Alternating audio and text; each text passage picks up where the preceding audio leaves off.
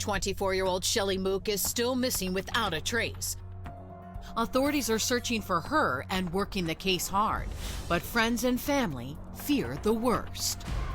Never would she leave her daughter. Her daughter was her world.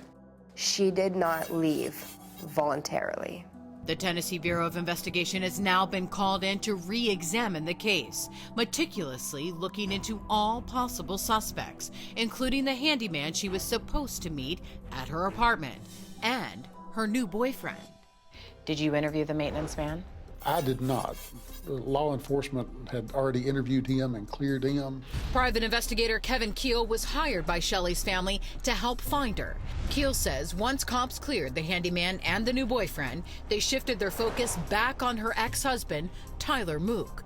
And it turns out that things in the marriage were a lot tougher than many people realized. He was abusive, at times cruel. Court records show that he pushed her around, snatched her around when he would get upset. There is a record of the domestic violence that was going on in that house.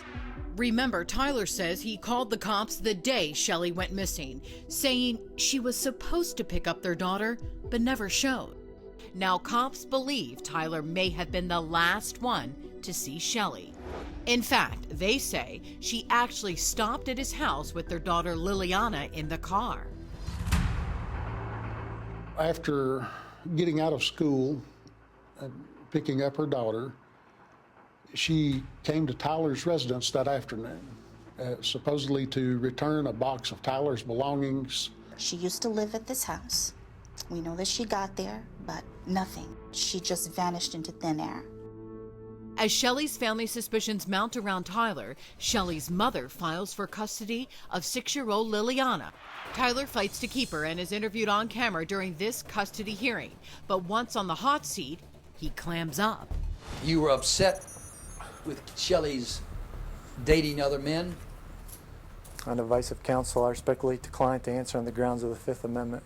Shelley's family took him to court because they thought once they took him to family court, he'd answer some questions, but they were wrong.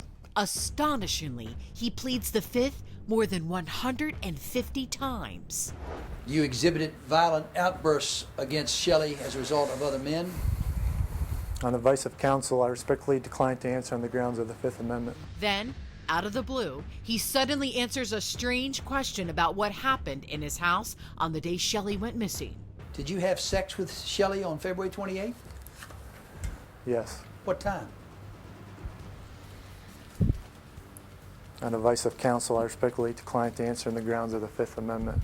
Why do you think he would answer that question out of all the other ones? It was baffling. It was almost as if he was proud of being able to say that he had sex with her. And we don't really know if that's true. He was proud of it, absolutely. Yeah. But now, authorities also interview little Liliana about the day her mother disappeared. And her answers raise a huge red flag. The version that Liliana told was that Shelley got out of the car, went to the door, left her in the car seat. Shelley went inside with Tyler. At some point, Tyler came back outside, got her out of her car seat, took her into the residence, and took her to her old bedroom. She said she never saw her mother when she came into the residence, went into the bedroom. She was told to go to her room, and she never saw her mom again. There's no doubt in my mind that she's gone because of him. Police name Mook as a person of interest in Shelley's disappearance, but they declined to talk about the case with Crime Watch Daily. And over to the dumpster. Private investigator Keel has also spent countless hours digging for facts and working closely with Shelley's family and the law. And he has a very bad feeling about Tyler Mook and Shelley's car, found burning in a field only hours after her disappearance. I think that Shelley was probably deceased before Liliana was brought into the house by Tyler. And at some point that night, I think Shelley was disposed of and her car was disposed of. And then there is this bombshell. If Tyler was involved, Keel doesn't believe he acted alone. He had to have had help if he were the one that disposed of the car and burned it, because You're talking roughly 30 miles from his home. There's no way he could leave Liliana in bed alone, go burn the car, and then walk home in that amount of time. And 10 days after Shelley's disappearance, Keel also finds what may yet turn out as a key piece of evidence, a surveillance tape from the early morning hours after she went missing. I was able to uncover a video from a convenience store several miles from his home that showed him around 3 a.m. on March 1st, pulling up in his red S10 truck.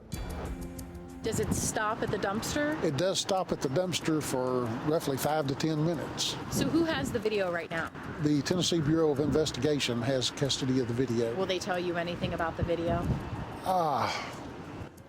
They will not. Meanwhile, investigators in the custody case are floored by another shocking revelation involving Liliana. They found out that Tyler had been talking to his 6-year-old daughter about burning down his ex-mother-in-law's house. That was unimaginable. He wanted to give the little girl matches so that she could actually help burn down her grandmother's house. I mean, this little girl's mother is missing. And now this? Ultimately, Shelley's family wins custody of Liliana, but Tyler is still seemingly obsessed with getting her back. Evidence in this 911 call he made by mistake. 911. Hello? Incredibly, it's a pocket dial from Tyler Mook himself. And they know that I'm not going anywhere right now because I don't have Lily. During the 22-minute call, he talks to his father while they work with power tools. Most of it is garbled, but what comes through seems to be about Shelley's missing person case. They can't prove nothing. They want to come arrest me with a warrant. And he talks about a car. Exactly whose car, we don't know. Someone keeps bothering me about that car, and they're going to try to bust me with that. Minutes later, a second call to 911 comes in from a very concerned Tyler Mook. This one is one he intended to make. Did you get a call from this number here a couple minutes ago? Yes, we had an open line from it. What happens on that open line? Does it get recorded and stuff like that? Investigator Keel says one of the biggest reveals during the call is Mook's state of mind. Tyler's afraid the police are watching him, afraid he's about to be picked up at any time, and just seems really paranoid in the conversation with his father. Mook has never been charged with Shelley's disappearance, and his lawyer has denied he had anything to do with it. But his troubles with the law are far from over. Up next, Tyler Mook leaves Tennessee and heads to Florida. He wants to start a new life with a new love, but now she's terrified too. I just kept fighting and fighting and fighting, and that time I thought I was gonna die.